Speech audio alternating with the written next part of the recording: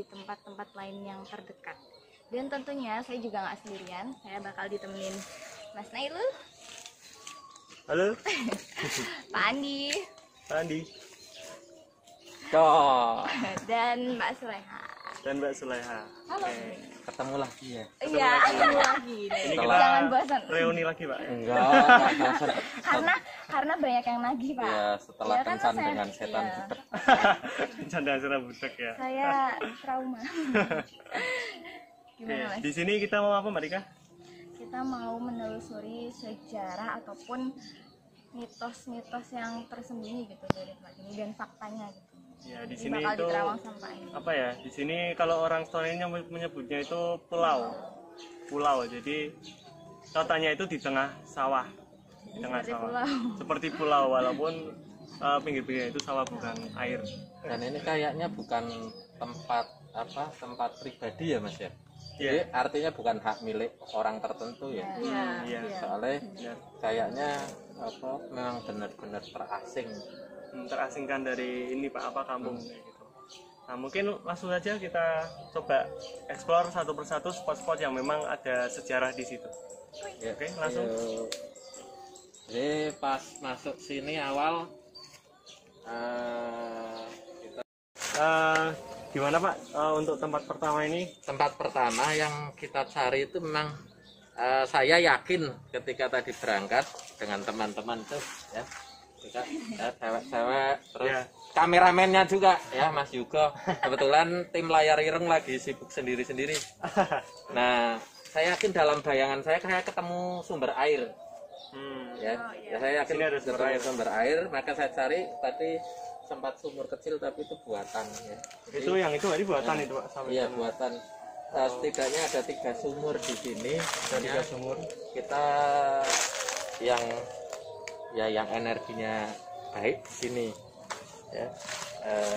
Sesuai biasanya saya memang untuk nyalami mereka, jadi saya bakar dupa sekedar untuk tanda silaturahmi, bahwa saya ngajak silaturahmi, ngajak pertemanan, bukan maksud mempersembahkan sesuatu, tidak ya. Nah, siapa tahu dari beliau yang di sini kemudian berkenan untuk memberikan informasi pada saya ya. Nah kemudian saya tertarik juga dengan gumuk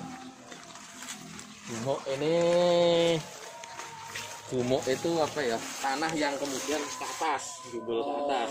Yang itu tadi Pak. Itu sejarahnya gimana itu Pak? Yang Gumuk ini biasanya kan rumah rayap ya. oh iya rumah. Nah, tapi di dalamnya itu biasa tersimpan ya misteri. Kayak yang di Gunung Tidar, ternyata di dalam gumuk itu kemudian ada sebilah keris.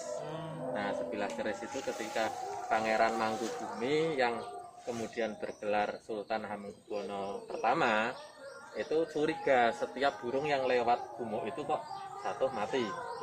Nah, setelah digali ternyata beliau mendapatkan sebilah keris yang sampai sekarang keris itu untuk keris putra mahkota. Jadi yang disebut Joko Piturun. Jadi nanti itu diturunkan ke putra mahkota. Makanya kadang tidak hanya sekedar rumah rayap, tapi Ada energinya, Pak. ada sesuatu yang ya tentunya tiap daerah berbeda-beda. Ya. Tapi kalau saya agak yakin ini harta. Ada di dalamnya itu ada hartanya gitu.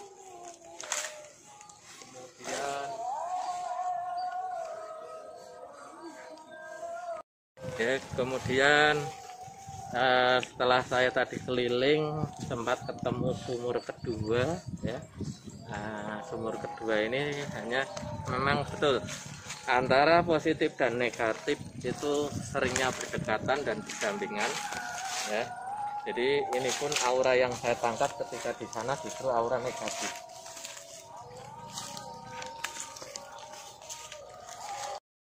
Nah ini di sekitar pepohonan di sini ya, ada sumur lagi ya.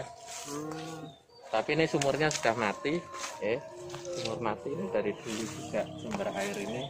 Nah, tapi energi di sini negatif dan mohon maaf mungkin dari musim-musim orang suka hal-hal mistis ya. Kalau yang memang berani datang ke sini malam-malam yang mau cari nomor togel mungkin bisa. Emang nanti muncul nomornya Pak? Ya, Jangan caranya ditiru, macam-macam ya. Tapi ini tidak menyarankan loh ya. Jangan Tidak, ditiru. tidak menyarankan, artinya kemungkinan bisa. Hanya kuat nggak dengan godaannya ya tergantung diri sendiri. Nah, yang saya cari dari tadi kan batu datar. Nah,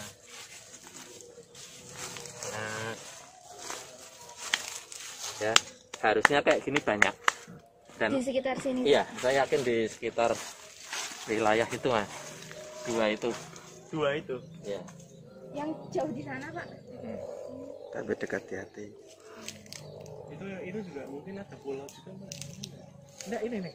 Yang seperti ini loh. Oh ya, Dua ini. ini itu. Situ Pak. Kalau yang situ gimana Pak? Ini kan kayak ada dataran juga Pak di situ. Gimana? Ini kan ada dataran juga itu. Enggak, Ada. itu tadinya untuk lewatan ke sini. Oh, lewatan ke sini. Atau dulunya perkampungan. Kalau batu datar itu artinya apa Pak? Ya, Peninggalan. peninggalan ya. Memang sengaja dikumpulkan zaman dahulu memang untuk apa ya? Untuk pemujaan. Jadi inilah manusia Indonesia ini tidak bisa lepas dari satu apa ya? Meyakini ada kekuatan besar yang mengendalikan hidup manusia. Nah, ini memang sejak sebelum ada agama pun sudah mempercaya hal itu. Kalau tadinya tempat ini tempat apa Pak? Nah, Berdasarkan. yuk kita mau cari tempat yang enak Pak Ngunjung. Boleh, boleh. Ini ya, Ya, duduk situ, situ. Lebih luas. Di bawah. Oke, jadi tadi sudah sempat keliling-keliling, ada sumur, juga ada gumuk, lalu ada batu datar itu Pak ya, batu datar. Nah mungkin sedikit kita Cerita ya. cerita tentang sejarah di sini mungkin Pak. Oke, yang tanggapan yang saya tangkap dari sini, memang wilayah ini tidak lepas dari beberapa daerah, ya, dari beberapa daerah. Hanya memang karena saya berbicara berdasarkan pengetahuan yang belum diuji kebenarannya, jadi ini sebatas pendapat pribadi yang melalui intuisi kami ya. Jadi di daerah ini dulu pernah disinggahi seorang pertapa, seorang brahmana yang namanya ini Wiku Janabadra. Wiku Janabadra. Nah, siapa Wiku Janabadra ini? Seorang penasehat atau ahli agama di Kerajaan Kalingga. Nah, beliau dari negeri atas angin Dieng ya, kemudian sempat mampir di Rejosari. Setelah di Petung kemudian mampir di Rejosari Bojong ya. Jadi dari Bojong kemudian ke sini, kemudian ke Jepara, Candi Angin, kemudian sempat ke Bali ya, dan murid beliau seorang pangeran dari Kalingga juga ada yang kemudian menjadi menteri di Swarna Bumi atau berarti di mana? Sumatera. Itu tahun berapa Pak? Kira-kira antara abad ke-5 sampai abad ke-7. Berarti 500 tahun masa ini. Sekitar itu. Jadi dan ini nggak bisa dilepaskan dari keberadaan lokasi-lokasi peninggalan Kalingga.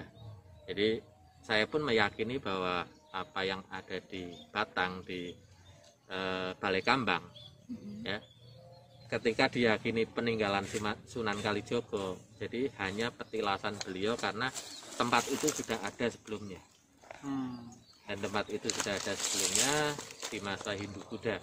Dan tempat ini pun sebetulnya Wiku Janabadra hanya singgah dan mungkin sedikit merubah tempat peribadahan di dua gumuk kecil-kecil tadi. Saya meyakini di situ tersimpan batu-batuan yang dulunya kayak apa ya, kalau zaman Neolitik apa dolmen atau apa ya, jadi batu datar disusun-susun kemudian untuk pemujaan roh atau roh leluhur atau apa. Nah kemudian setelah masuk Hindu Buddha berubah menjadi pemujaan terhadap dewa-dewa ya, kemudian masuk Islam, barulah dipakai untuk peribadahan Islam, untuk wudhu dan lain-lain. Jadi intinya tempat-tempat air itu ya diambil untuk mensucikan diri. Nah, mitos yang di sini klop dengan mitos apa yang ada di Bojong, di Rejosari ya. Karena setelah Rejosari itu saya sempat tadi sama Mas Yugo sebentar ya menatap di sana ya. Sebetulnya di Bojong ini sudah tercatat dalam sejarah. Jadi memang peninggalan sejak Neolitikum, kemudian dilanjutkan Hindu Buddha, dan masih ada sumurnya hampir sama seperti tadi, sumur tua juga ya. Di sana pernah ditemukan satu kayak periuk ya, kayak jambangan itu apa ya, kayak gentong gitu loh, tapi dari asli dari dinasti Tang ya. Nah, dinasti Tang itu sekitar abad ke-5 ke-7 ya.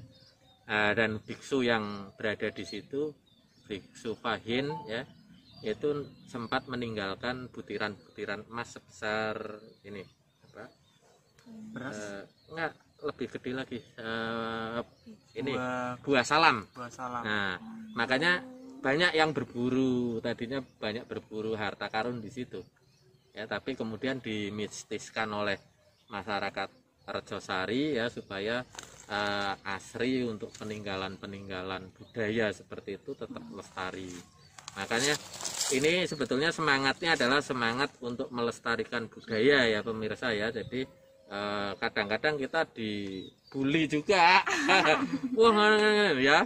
Nah, jadi semangatnya adalah semangat melestarikan budaya, bahwa budaya bangsa Indonesia ini luar biasa, dan kebudayaan kuno di Jawa ini Zaman dulu ya, Pak. iya. Jadi nenek moyang kita sebelum datang agama pun sudah luar biasa. Nah, ini Kalingga ini kan dikuasai oleh Ratu Sima. Nah, ini satu hal yang unik ya, yang tidak terdapat di daerah lain. Coba wong Pekalongan kalau manggil ibunya apa coba? Sima. Nah, Mak. nggak ada panggilan lain Simak selain di Pekalongan. Iya. Iya kan? Oh. Nah, karena memang wilayah Ratu Sima itu dari Pekalongan sampai Jepara ya.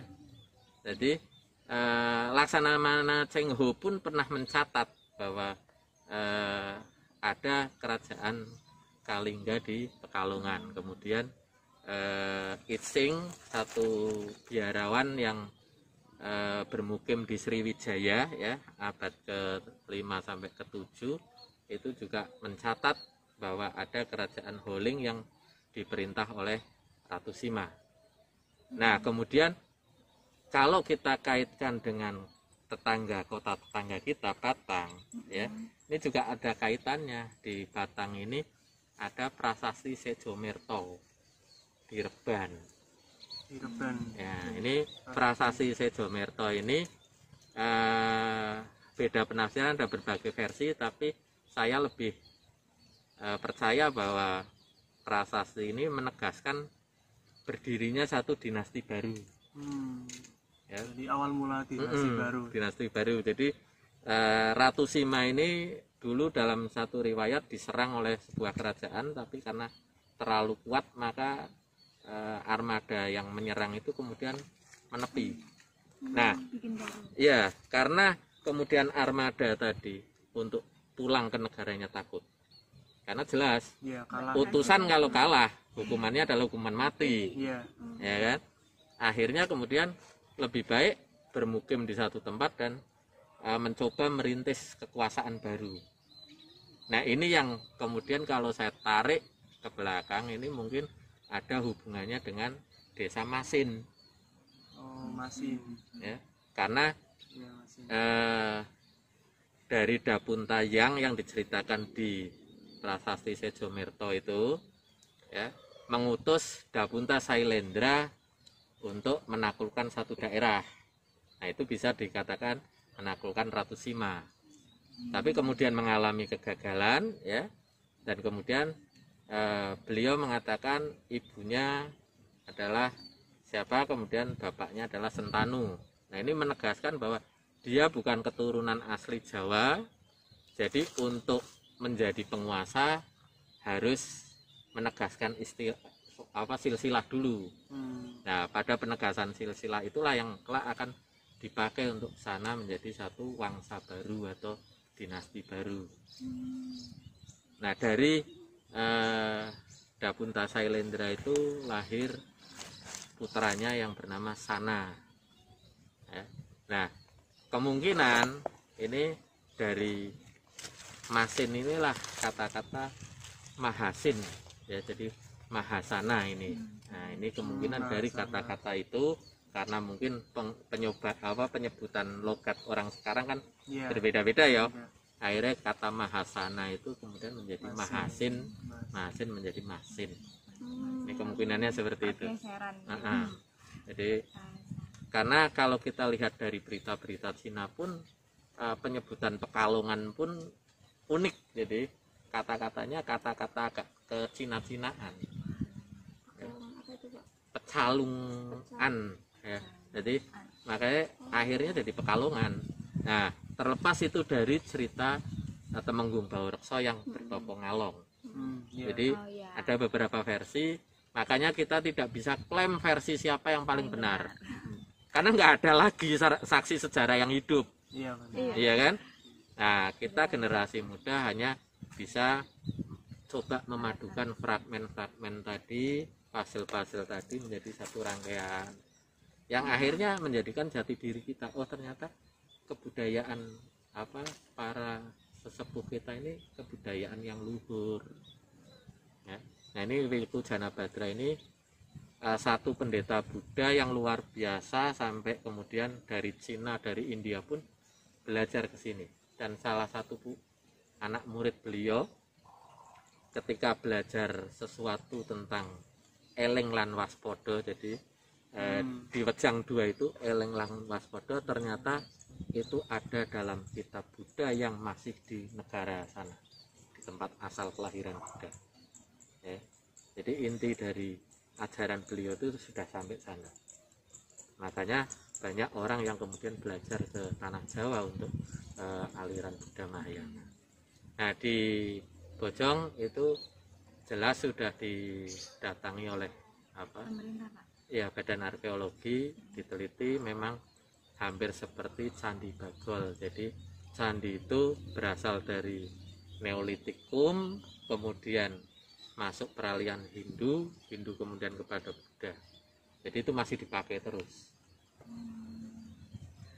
Nah untuk itu kan untuk sejarah di sini gitu Pak ya. Kalau untuk makhluk-makhluk astral yang di sini itu perwujudannya apa Pak? Perwujudannya gaib baiknya tadi saya sempat ditemui seperti yaitu perwujudan beliau tadi. Saya nampaknya saya pakai pakaian putih, kemudian sini digelung sorban ya, Pak? Enggak pakai sorban, jadi bundel rambut putih. Ya. Jadi nanti coba saya lukis, tapi nggak tahu hasilnya baik atau enggak ya, karena nggak bisa gambar juga ya. Itu yang baik Pak ya. Itu Pak, di penunggu di sini apa? Jadi mungkin karena beliau pernah tertirah di sini, Sang Wiku pernah tertirah di sini, kemudian gaib yang menjadi penguasa di sini ngambil alih wujud beliau bisa. Gitu. Jadi mengcopy paste lah istilahnya sekarang ya, gitu, copy paste wujud beliau. Nah, karena itu yang paling kuat di sini. Kemudian sempat lihat juga perempuan ya, rambut panjang sampai ya yang lebih kayak WW ya. Kemudian di pohon-pohon pisang itu ya biasa permen subus, pocong ya, itu yang kecil-kecil itu ya. Terus ada yang besar Pak, ada kayak ular besar ya, ular besar, bisa dikatakan ya naga bisa. Oh iya Pak. Nah, kayak naga. Itu keliling di sini apa gimana? Di sekitar ini kita ya jaga tadi gumuk tadi. Oh jaga gumuk tadi. Jaga gumuk itu mitosnya apa Mbak sini? Ada berliannya ya. Iya. Nah memang ini yang kayak pulau-pulau ini ada satu lagi di daerah Wiradesa juga ada, cuman nggak ada sumber airnya kalau sana. Saya sempat dari jauh lihat ada kayak bangunan apa kayak batu bahan untuk candi itu loh. Ada beberapa tergeletak di situ. Tapi digali ke bawah mungkin banyak ya banyak batu kayak gitu. Cuman persoalannya orangnya berani nggak? Kalau arkeolog mungkin berani. Karena Untuk misinya pengetahuan, Tapi kalau misi gaib nggak sembarangan. Kadang-kadang orang nggak berani. Tapi memang kayak itu tergantung niat dari orang yang ingin itu Pak ya. Iya. Maksudnya untuk sejarah apa untuk gaib. Iya. Karena kalau kita sudah meyakini bahwa tujuannya untuk gaib ya ketika powernya kalah ya kalah gitu. Tapi kalau niatnya untuk sebuah ilmu pengetahuan gitu ya dia is oke. Saya pernah dengan teman dari Balai Arkeologi Bandung ya, Mas Agung ini, beliau master lulusan Prancis. Saya tanya, Mas, selama penggalian pernah merasakan hal-hal aneh? Nggak ada, Pak. Sampai saya ke Papua, sampai ke luar negeri, ke Mesir dia juga pernah. Ya karena nawa itu ya sekali wae gitu. Nawa itunya ya itu Pak ya. nggak nawa itu nyari tokel. Iya. Jadi Dari nomor itu enggak. iya betul, makanya Iya. kayak cerita siapa? Buya Hamka ya. Iya. Di Amerika ada pelacur nggak ada. Ya. Karena dia Masa sih di Arab aja banyak, Iya. masa di Amerika nggak ada? Ya nggak ada karena nawa itunya Buya Hamka ke Amerika bukan nyari Iya pelacur. benar. Ya, jadi sesuatu Masuk. tergantung orangnya. Iya masuk. Oh iya. terus soalnya tadi pas udah dengar cerita bapaknya ngerasain apa? Kalau nggak salah sih, aku orangnya nggak peka ya. Jadinya nggak ngerasa kayak gitu-gitu sih.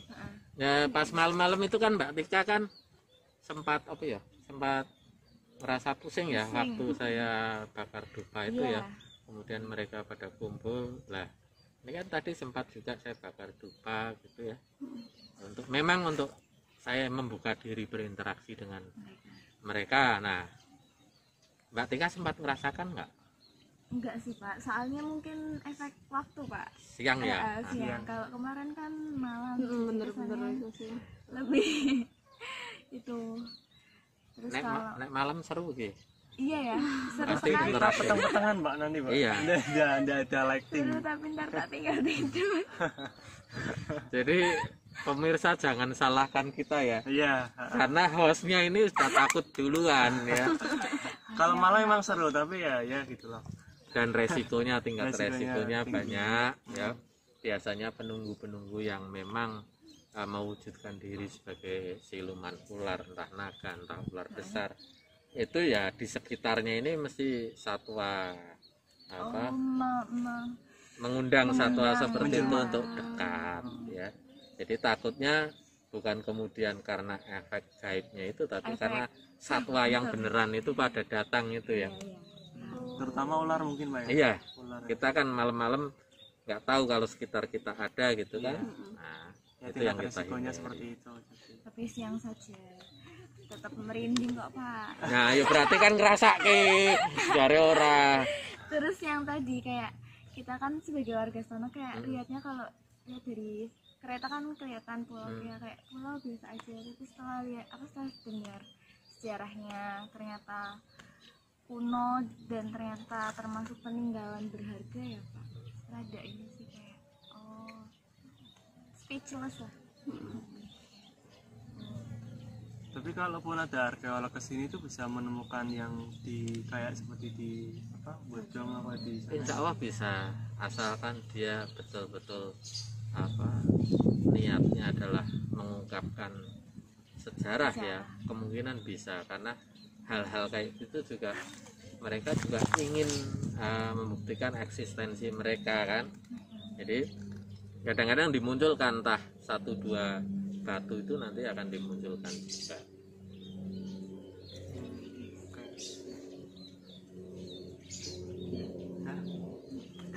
Nanti Pak Andi mau gambar setelahnya apa gimana Pak? Coba aja nanti Nanti ya, oke. sketsa. Jangan kemana-mana. Oke, jangan kemana-mana. Nanti setelah ini Pak Andi akan menggambar sketsa. Ditunggu.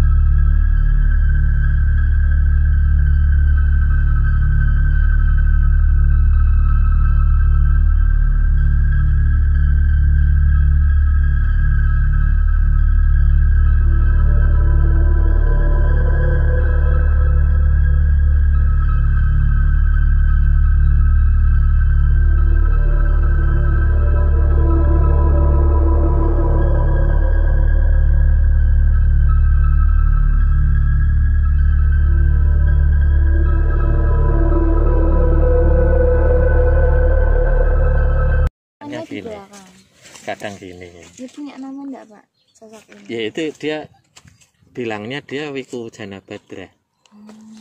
Perwujudannya Wiku Janabadra. Kurang lebih kayak gitu. Orangnya nggak gemuk, justru kurus, kemudian wajahnya teduh, ya. Benar-benar istilahnya apa ya, kebapaan gitu ya. Itu sangat orangnya sangat adem, sangat.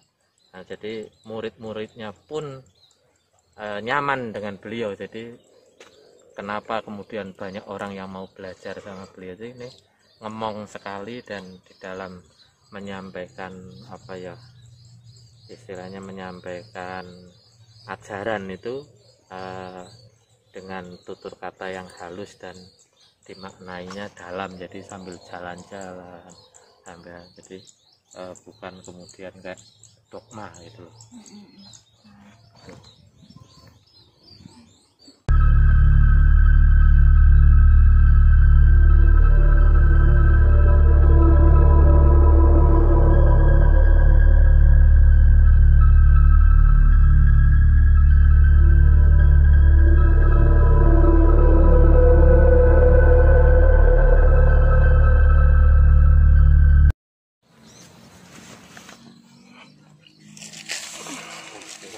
Iya Pak. Kayak itu Pak.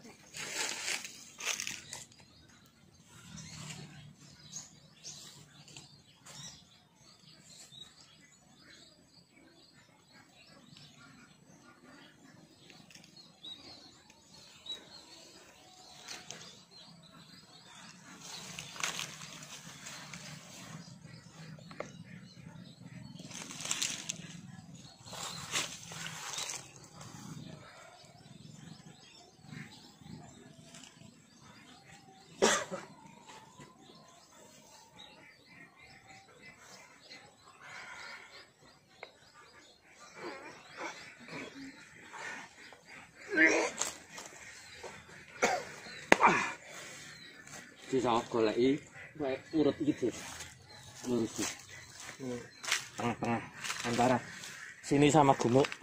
Ini sama Kita sekitar tengahan gini, bar wit iki, sekitar wit iki.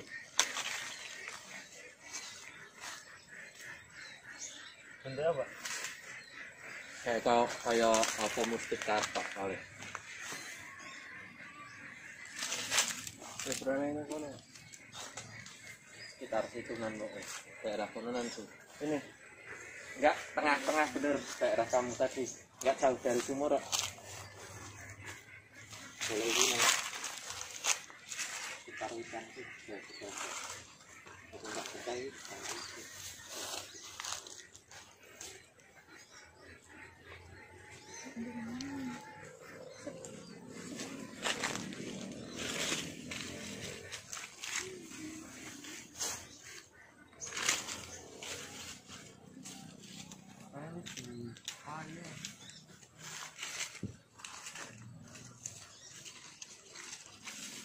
Kayak munculnya nang sekitar ngono kok.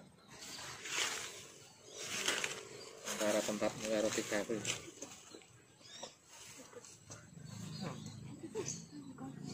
Apa?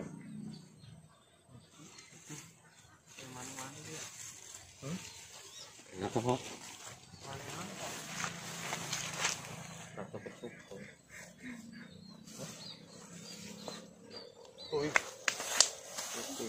Itu apa? batu kesupung.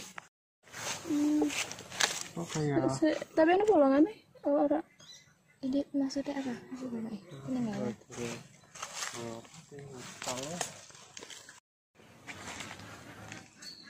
Oke, mungkin video kita cukup sampai di sini. Tadi juga sebelum berakhir kita sempat mengambil sebuah oleh-oleh, mungkin Pak ya, bisa dibilang oleh-oleh dari sini yang diambil oleh Pak Andi, dan yang menemukan adalah Mbak Tika.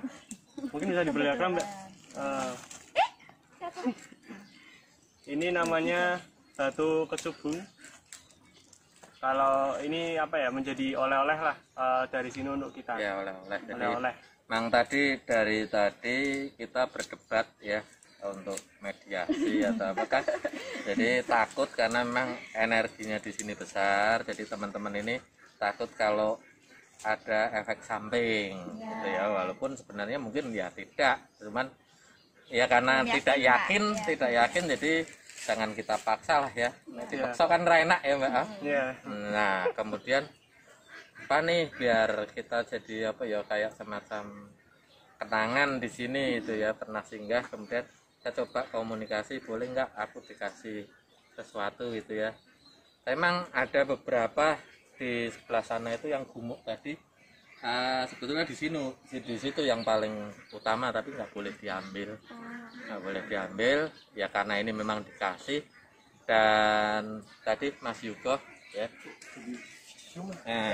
Mas Yugo kemudian Mas Asis berusaha bantu karena saya hanya dikasih antara ini itu kan, saya jatuhnya di situ saya merasakan, tapi persisnya di mana kan antara lurus tarian keris tadi. Jadi kemudian yang betul-betul nemu Mbak Tika. Yang menemukan Mbak Tika. Dengan ditemukannya batu ini berarti berakhir sudah ya Mas penelusuran kita di pulau kecil ini. Di Pulau Kecil Stono. Dan buat teman-teman jangan lupa like, subscribe, and comment di akun YouTube kita. Serta share dong. Oh iya.